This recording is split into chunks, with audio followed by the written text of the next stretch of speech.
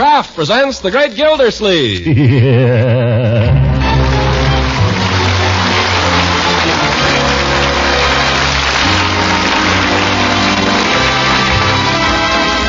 The Kraft Cheese Company, makers of Parquet margarine and a complete line of famous quality food products, presents Harold Peary as the Great Gildersleeve. Kraft brings you the Great Gildersleeve every week at this time, written by John Wheaton and Sam Moore, music by Claude Sweeten.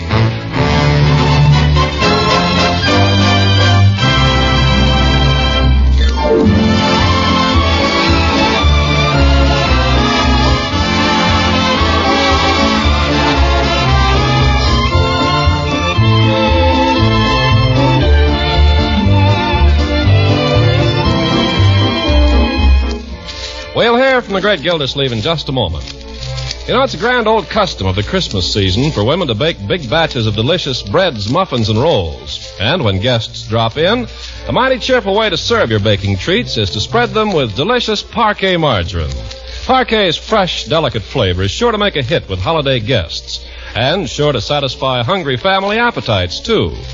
In addition to being so wonderfully good to eat, Parquet margarine is one of the best energy foods you can serve.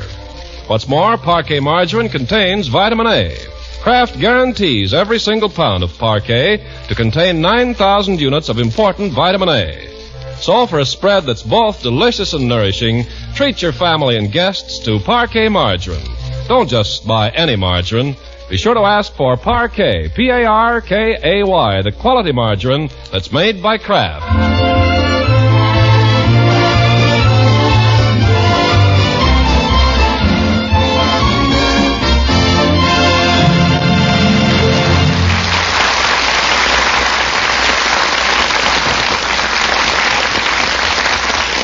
Now, what about our old friend Gildersleeve? Well, Gildersleeve today is a very uneasy man. The last time we saw him, if you remember, he was rousing Judge Hooker in the middle of the night for a little quick legal advice, only to be told that the judge's legal services had already been engaged. Haunted by dreams of subpoenas and breach of promise, he finds himself a little jumpy this morning. Mr. Gildersleeve, I wonder if you'd mind doing a little errand for me on your way home from the office? I'm sorry, Bertie. I'm not going to the office today. Not going to the office at all? No. Well, if you should be going downtown for anything, there's no hurry, long as I'm not going downtown, Bertie. I'm not going anywhere. I'm not going out of the house. Is that clear? Yes, sir. What's the matter with him? And another thing. You too, Marjorie. If anyone calls here, I'm not at home. No matter who? No matter who. Well, suppose somebody wants to give you $1 million. That's most unlikely. More likely they'll want me to give them $1 million. What's that? Leroy, be careful with that hockey stick. Matter? You almost got the chandelier. Better luck next time. Well, so long, Marge. So long, Unc. Wait a minute. Where are you going? Down to the pond to play hockey. Wait, come back here. Yeah? I don't know that I want you playing hockey today. Why not? Well, how do you know the ice is safe? Oh, don't worry. We always test it. Test it? How? We make Jerome Bates walk out on it first. He's the heaviest. But what if he falls through? Well, then we know it's no good for skating. But what about Jerome? Jerome's a dope anyway. Leroy, the boy might drown. Well, if he's dopey enough to do everything we tell him. I think the boys are awful. Always hiding from Jerome and ganging up on him. And that's because he's nothing but a big fat slob. Leroy, I do not like that word. I didn't call you a big fat slob, Unc. I called Jerome. We'll have no more talk like that, my boy. I don't like it. Yes, sir. He is, though. Front door. Wait. Would you go, Miss Marjorie? I got my hands Don't full. anybody go. Huh? Marjorie, don't open that door. I don't understand. Bertie, get away from that window. What's up? It's the mail truck, Mr. Gildersleeve. Don't open that door. Be quiet and keep out of sight. Maybe he'll go away. But if it's only the postman, We don't know who it is. Yeah, maybe it's Santa Claus. Hide everybody so he'll go away. Huh, maybe I'm nuts. Now, look, all of you, I'm not joking. I've locked all the doors, and I want them kept locked. Don't go out and don't let anybody come in. And above all, don't let anybody hand you any papers. Papers? Yes. You see, you're bound to hear about this sooner or later, so I might as well tell you now. Seems your uncle has got himself into a little trouble. Mr. Gildersleeve, you ain't in trouble with the finance company. Yeah. No, Bertie, I wish I were. I wish it only were that. I thought you seemed a little upset. Unky, what kind of trouble is it? Well, perfectly innocent, you understand. Perfectly innocent. Just a little embarrassing, that's all. Very embarrassing. Mr. Gildersleeve, whatever you done, I know you didn't do it. Well, Thank you, Bertie. Bertie's right. We'll stick by you, Uncle Mort, no matter what. Even if we have to move to another town and start life all over. Now, wait. You got an alibi, Unc? That's the main thing. Get an alibi and stick to it. I don't know what you've been reading, Leroy, but I assure The you... case of the missing ear. What? It's super. It's all about this guy. He falls for this dame. Her name is Laura. Mysterious type. See, wears veils. So there's the spy ring. Well, anyway, the police bungle everything all the way through. The only one that knows anything is Farnsworth Flint. He's the detective. Wears gardenias and collects jade. Look. Leroy, for goodness sake, your uncle's in trouble. Well, I'm just trying to help him out. Why don't you let him explain first? Oh, sorry. Go ahead, Unc. Well, it's a little difficult to explain to anyone your age, Leroy, because it involves a woman. I mean a lady. I knew it. There's one in every case. Leroy. Sorry. Go ahead, Uncle Mort. Now tell us all about it. Well, perhaps I ought to explain to you first a little about women. Let's all sit down and get comfortable, shall we? I'll try to be brief. Well, I think you should know, children, there are two kinds of women. One is the kind of woman I hope Marjorie will grow up to be. The kind I hope you'll marry one day, Leroy. A fine, capable woman that everyone admires. A homemaker. What's the other kind?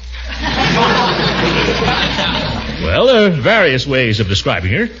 I won't say she's unattractive. On the contrary, she's often quite attractive. In a superficial way, of course. Pretty and all that. But she's selfish and unscrupulous. She's just out for what she can get. Aren't they all? Where did you ever get an idea like that? I'm telling you, Unc, you ought to read this book. I don't know that you ought to be reading it. Leroy, stop interrupting. Go on, Uncle Mort. What about Miss Del Rey? Well, I went over there last... Who said anything about Miss Del Rey? It is Miss Del Rey, isn't it? Well, yes. I always said I didn't like that woman. Shut up, Marge. Well, go on, Uncle Mort. You went to see Miss Del Rey, and what happened? Well, I won't go into everything that happened, but the long and short of it was that she somehow got the idea that I was proposing to her. Uh-oh. You're right, Bertie. I don't know how she could possibly have gotten such an idea. Nothing was further from my mind. I want you to know that. Well, it's true. Trying to tell her she ought to marry Judge Hooker. You must have stuttered a little, Unc. I spoke with my usual clarity. The point is, you can't be too careful with a woman like that. I hope this will be a lesson to you, Leroy. A lesson to me? Never have anything to do with theatrical people. Stick to nice, homely girls. At least you know where you are with them. Tell me something, Unc. What if you did propose to her? Anybody can make a mistake. What of it? Did you ever hear of a breach of promise, my boy? He. You mean she's going to sue you? That's what I don't know. Mr. Gildersleeve, maybe it ain't none of my business, but what you need is a lawyer. Aren't you right? You need one bad. I need one who's good. Well, why don't you call up Judge Hooker? Because Judge Hooker's already been retained by Miss Del Rey. And the old goat would like nothing better right now than to drag my name through the courts. No, there's nothing to do but wait. Wait here like a rat in a trap. Wait for him to slap a paper on me. How do they do that? Process server. Man comes to your door and hands you a paper. Next thing you know, you're in court. Just like the finance company. That's why I don't want you to go to the door, Bertie. That's why I want everything locked. They'll sneak in your cellar window. They'll jump out at you from behind bushes. They hide in laundry trucks. They'll do anything. How awful. Well, I'm ready for 'em. Let 'em try.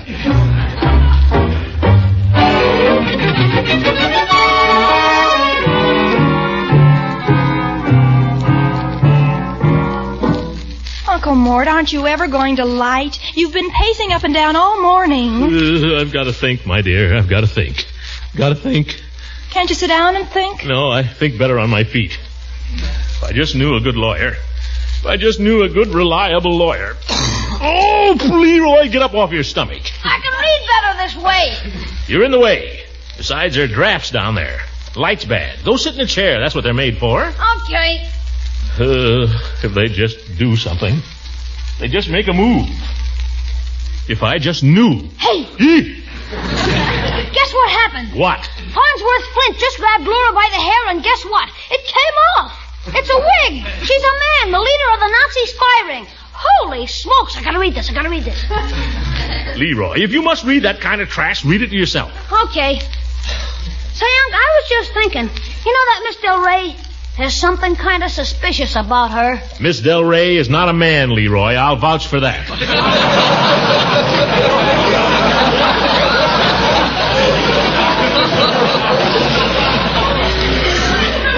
If that's what you were thinking. Well, I wasn't thinking that exactly, but I'll bet she'd bear investigating.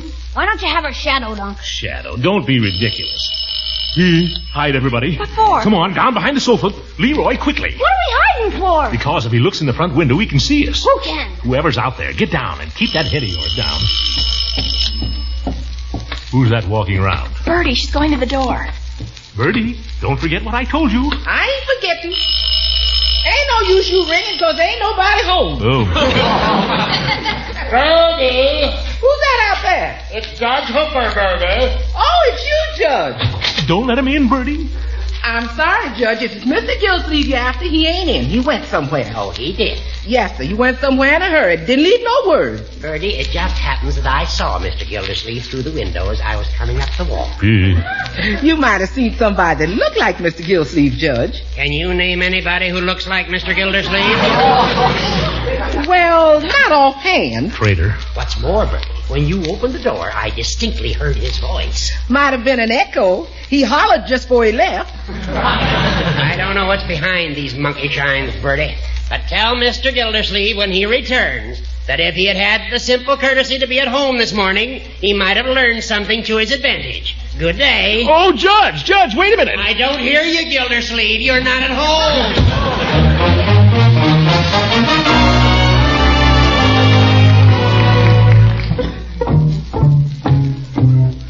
If I only had a lawyer. If I only had a lawyer. Uncle Mort, please, all day long. You'll wear yourself out. If I only had a lawyer. No kidding, Unc. You better relax. Yeah, if I only had a lawyer. If I only had a friend. If I only knew what they were plotting. If I knew anything. It's this uncertainty. This waiting for the other shoe to drop. Poor Uncle Mort. All day here, trapped like a rat. Just waiting. Waiting for him to come and get me. I'm innocent, I tell you. I'm innocent. I never said a word to her. I was doing a favor for a friend. Oh, you don't believe me, eh? So this is what they call justice. 12 good men and true. You sit there and let that old goat pull the wool over your eyes while a man's good name is dragged through the dust of Summerfield. For shame. I'm not asking this for myself. I'm asking it for my little niece. God bless her. Look at her. There she sits with her whole life before her. What kind of a life is that going to be? I ask you. It's in your hands, gentlemen. And my little nephew, Leroy. Don't worry about me, Unc. You keep out of this. Uncle Mort, really, I'm worried about you. I think you ought to lie down or something. I'm all right. I'm all right. Leroy, come here a minute. Huh? What's the matter with you? If I only had a lawyer. If I only knew. Is she going to sue or isn't she? She'd only make up her mind. They'd only do something. They're probably doing it right now. She's probably got a whole staff of lawyers. They're laying plans, ways to trip me. Maybe they got people watching the house. Out there just waiting. Waiting. Oh, that's what I can't stand, the waiting. Uncle Mort! I'm going out there. What up? I don't care. Anything is better than this. I'm going out and get them. Oh, take it easy. Where you going? I'm going out and get them. Come on, darn it, sue me. Pardon me, friend. Could I interest you in the little daisy can opener? I have a booklet here I'd like to give you. Booklet? Oh, no, you don't. See.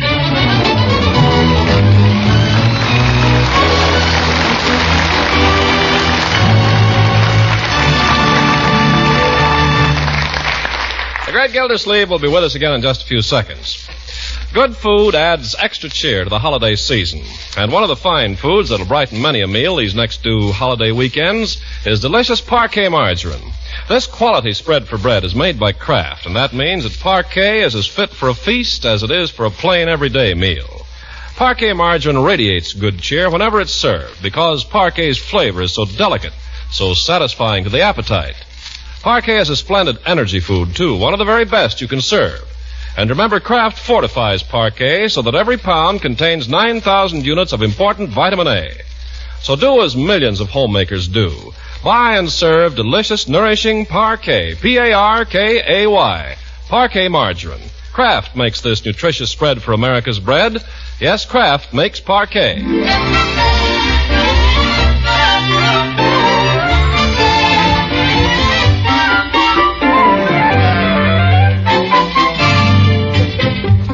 Now let's get back to the Great Gildersleeve, who's decided that a man can only stand so much. Determined to find out what Judge Hooker is up to, he's about to sally forth and face the world, but he's still cautious enough to make certain preparations. Leroy, I'm going out for a little while. Have you seen my sunglasses? Sunglasses? There hasn't been any sun for days. I know that, Leroy, but have you seen them? No.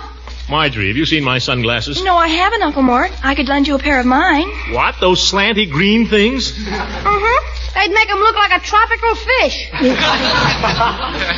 The last time I saw your glasses, they were in the glove compartment of the car. By George, I believe that's where they are. Go get them, will you please, Leroy? Oh, for corn's sake, if Marge remembered where they were, why the heck do I have... Okay, Unc, I'll get them right away. I still don't understand why on earth you want sunglasses, Unky. Never mind. Let me see. Oh, yes. Ought to get a light put in this closet. Leroy's raincoat. Smells awful. Croquet set. Christmas tree ornaments. Umbrella. Whose is that? Must be Judge Hooker's by the handle. Confound it, I never can find what I'm looking for in this darn place. Have to put in a light.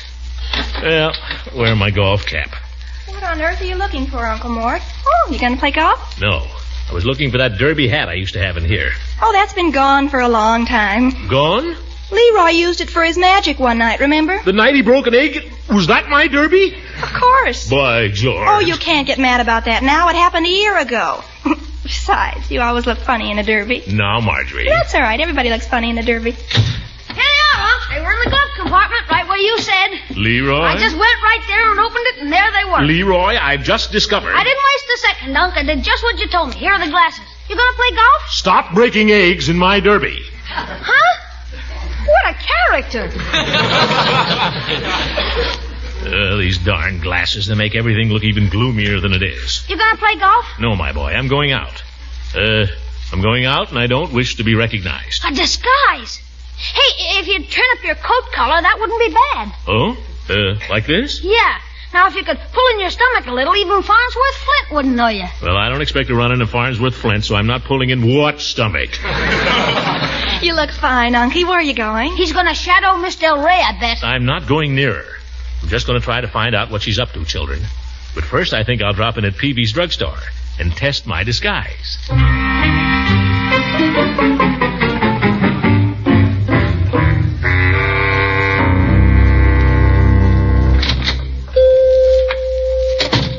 Well, hello, Mr. Gildersleeve. Oh, nuts.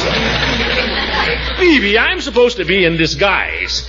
Didn't you have any trouble recognizing me? Well, no, I can't say that I did, but if I'd known you were playing some game... This is no game. Has Judge Hooker been in here, Peavy? Did he say anything about a lawsuit? Are you being sued, Mr. Gildersleeve? Well, I'm not sure yet. That's what I'm trying to find out. Well, not wishing to intrude, Mr. Gildersleeve, but might I ask the nature of your legal difficulty? Well, it's personal, Peavy. Oh, woman trouble. They're not the same. Just happens that in my case, you're right. Miss Del Rey? Well, yes. She'll probably have Judge Hooker represent her. My friend. I'm afraid I don't understand this. I thought you and the judge had quit squabbling over this lady. We had, Peavy. Only I went over to see her to say goodbye. And somehow she got the wrong impression. I shouldn't have gone to see her. That's where I made my mistake. Well, I've been kind of noticing her, Mr. Gildersleeve, and I'd say you made a very natural mistake. Well, what do you mean? She's a Lulu. Don't you be fooled by her appearance, Peavy. She's a dangerous woman. She is? You darn right she is. Well, she may be, but if I were single and a year or so younger... Don't even look at her, Peavy. She'll cast a spell on you. You can't scare me, Mr. Gildersleeve. She comes in here, buys perfume and so on. She comes in here? She was in here today. No sale, just used the phone booth. Aha. Did you hear anything she said, Peavy? You know who she was calling? Mr. Gildersleeve. We pharmacists have our code of ethics, you know. Oh, code be blowed. This is life and death, Peavy. She's an adventuress. She's going to try and disgrace me publicly. ruin my career, grab all my money. Thank goodness I haven't got any. Well... Any chance remark she dropped might help. Anything. Well, let me see now. She said something was very important. Said she couldn't wait until tomorrow. Said she'd meet the party at 8 o'clock tonight. That's all I remember. Oh, that's wonderful, Peavy. Who was she talking to, man or woman? I couldn't say. You're the worst detective I ever saw. Well, maybe I am, and maybe I'm not. You're the one that's playing cops and robbers, not me. But if I was playing, I'll bet I could find out who she's going to meet tonight. Oh, how? I'd follow her. Heavens to Betsy, man. Even the movies have simpler problems than that. Say, I saw a picture once. Peavy, you're a genius. Mr. Gildersleeve, where are you off to? I'm going to borrow a taxicab. Beep, beep.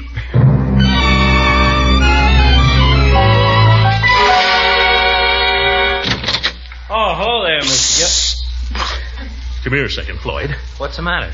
Who's that you got in the chair? Niles Burkhalter. I can take you in about 5 minutes. I'll come back, Floyd. Well, what's the matter with Niles? He won't bite you. I'll be back. Oh, and Floyd. Yeah? Mum's the word. Well, Fred...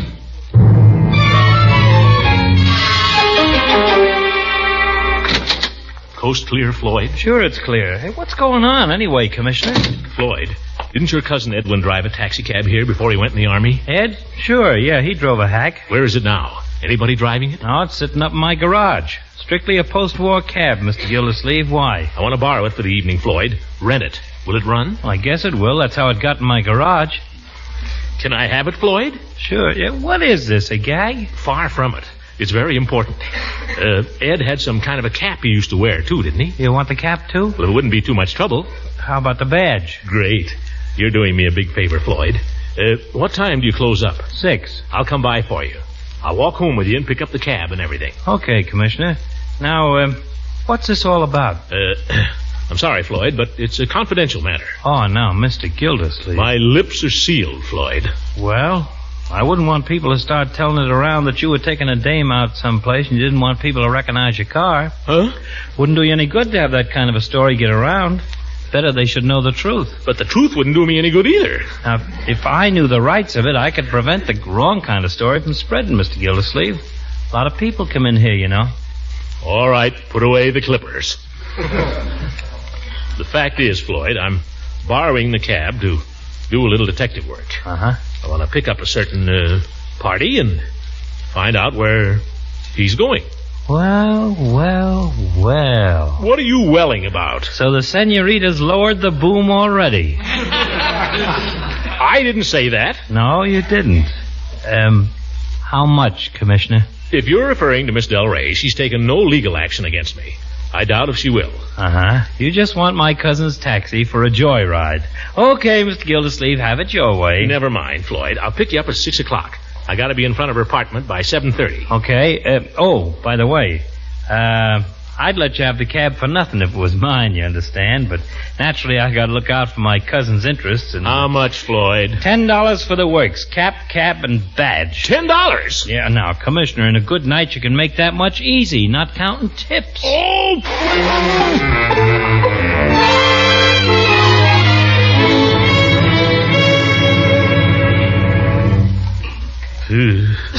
Cold.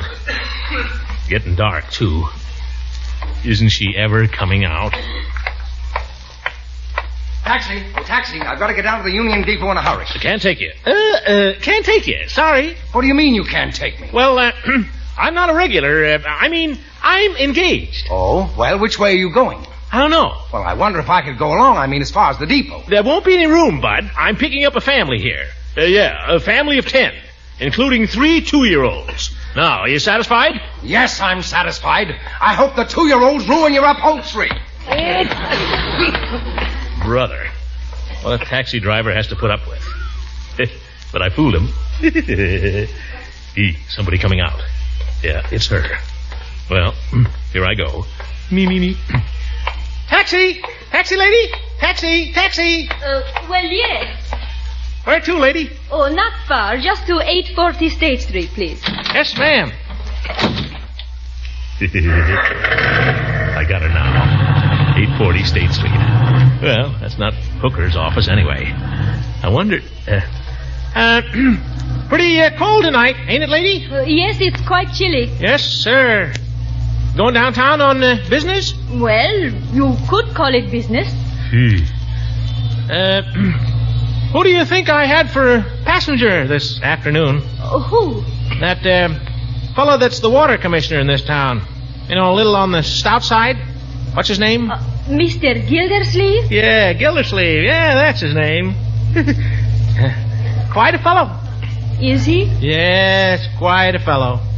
Seems very kind-hearted and good-natured. Oh, I am sure he is. Yeah. Ever meet him? I've met him. I guess Mr. Gildersleeve's not much of a ladies' man, huh? Quiet sort of fella. Got a mighty fine reputation around here. Has he? Yes, sir. Anybody try to make trouble for Gildersleeve in this town, they'd have a tough time. Oh, here's where I'm going. Oh? Well, Yvette's beauty parlor. You know, somehow, lady, I had the idea that you were going someplace else. Yes? How much do I owe you? Huh? Oh, 50 cents. Here is $1. Oh, just a second. Oh, that's all right. Keep the change. By the way, do you think you could have your cab in front of my apartment tomorrow morning at 10? Oh, yeah, sure, lady, sure. Going someplace? To my lawyer's. See you tomorrow, Mr. Gildersleeve. Thank you.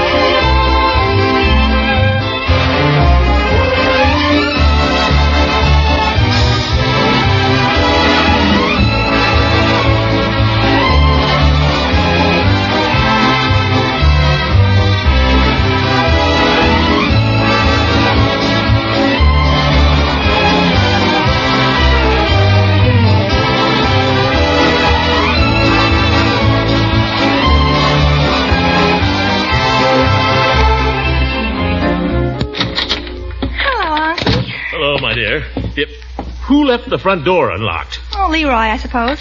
Did you find out anything today? Yes. My worst fears have been confirmed. Hey, Unc, where are you?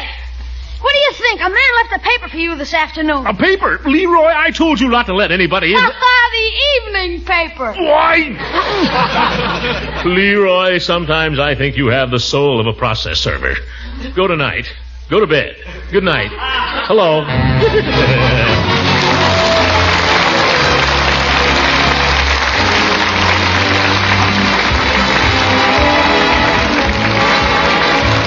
Music on this program was directed by Claude Sweet. This is Ken Carpenter speaking for the Kraft Cheese Company, makers of Clark A. margarine and a complete line of famous quality food products.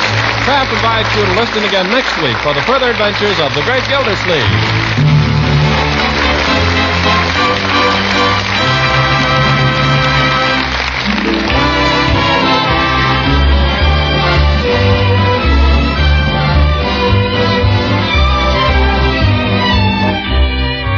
Now a wonderful help in Christmas-time menu planning. Treat your guests to Pabstet, the delicious golden cheese food. The cheese food that's so rich in mellow cheddar cheese flavor, so useful in 100 appetizing ways.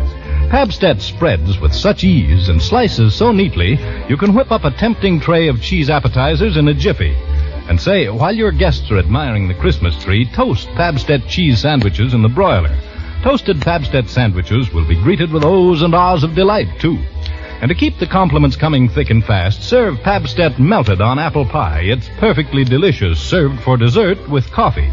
So for downright happy eating at merry Christmas-time gatherings, have a package or two of delicious, nourishing Pabstet on hand. Buy the delicious golden cheese food of 100 uses. Ask for Pabstet.